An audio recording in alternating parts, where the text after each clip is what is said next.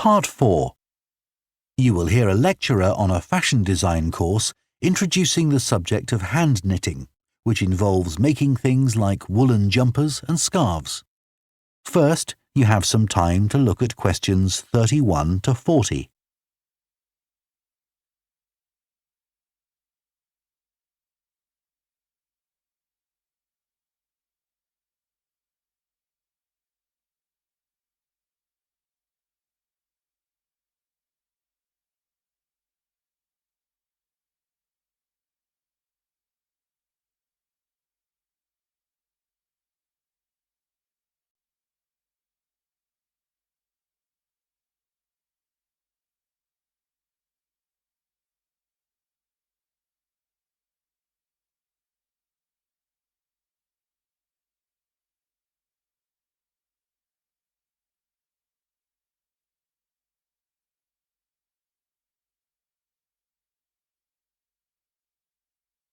Now listen carefully and answer questions 31 to 40.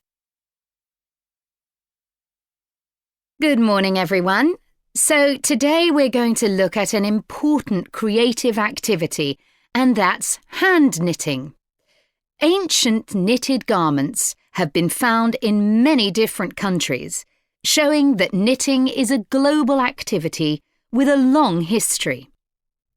When someone says the word knitting, we might well picture an elderly person, a grandmother perhaps, sitting by the fire knitting garments for themselves or other members of the family.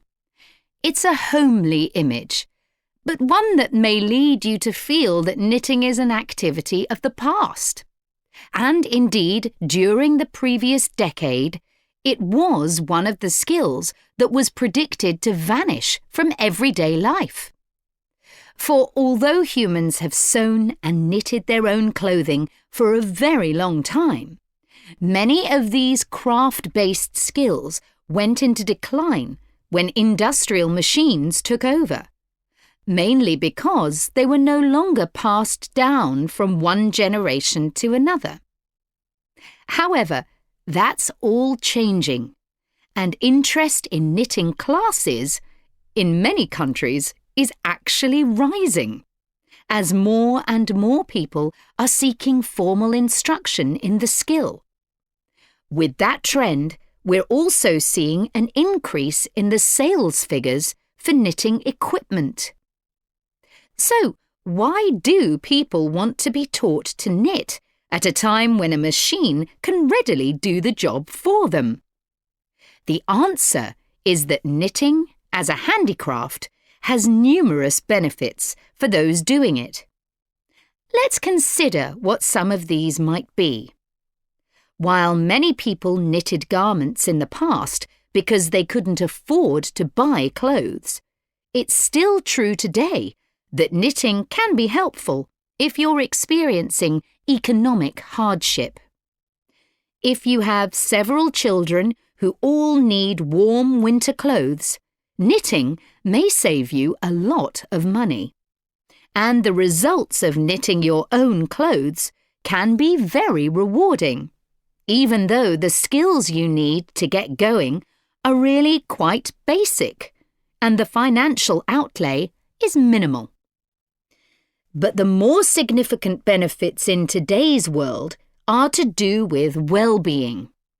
In a world where it's estimated that we spend up to 9 hours a day online, doing something with our hands that is craft-based makes us feel good. It releases us from the stress of a technological, fast-paced life.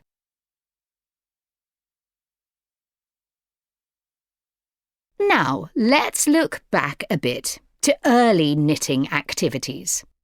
In fact, no one really knows when knitting first began, but archaeological remains have disclosed plenty of information for us to think about.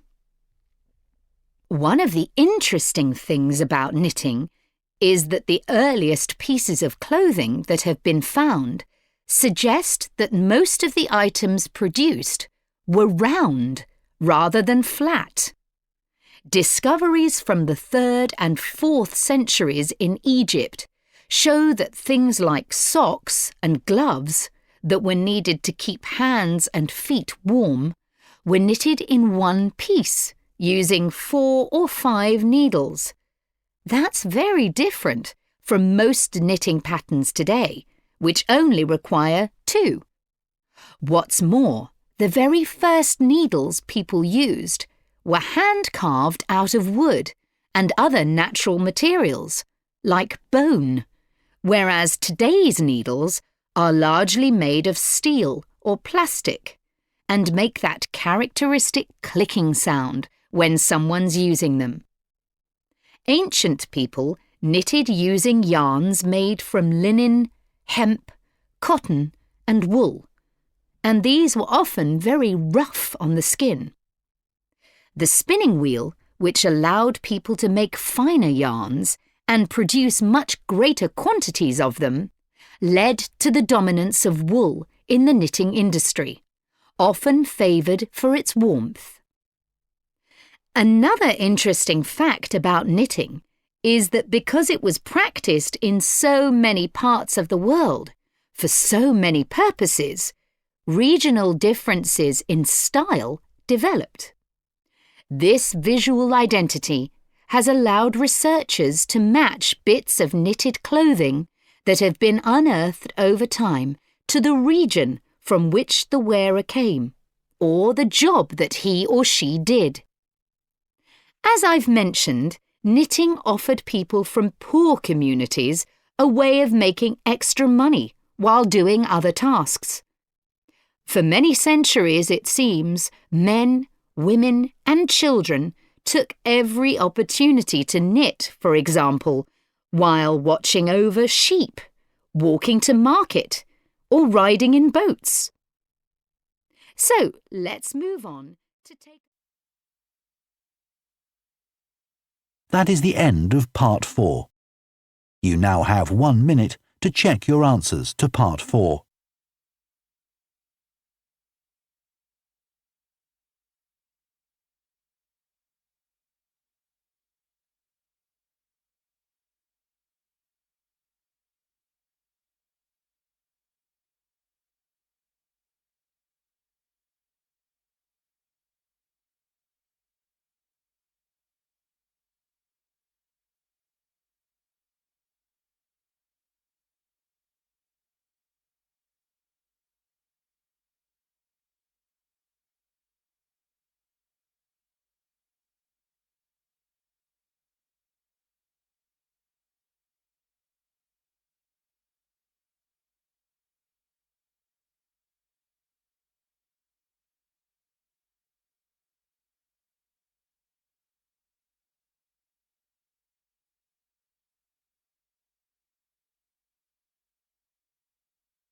That is the end of the listening test.